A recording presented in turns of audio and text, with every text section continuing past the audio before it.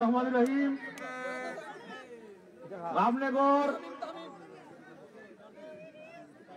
Minibar football tournament প্রতিযোগিতার আজকের এই সমাপনী দিনে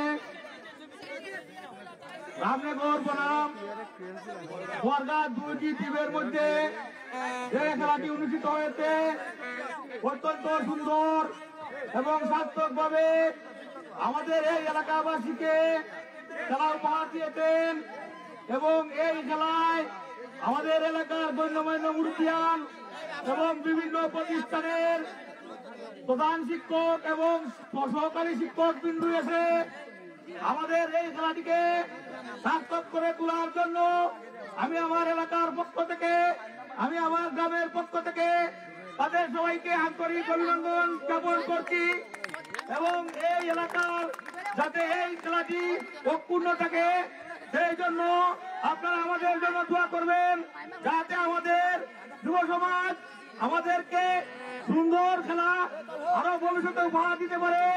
জয় পরাজয় বড় কথা নয়।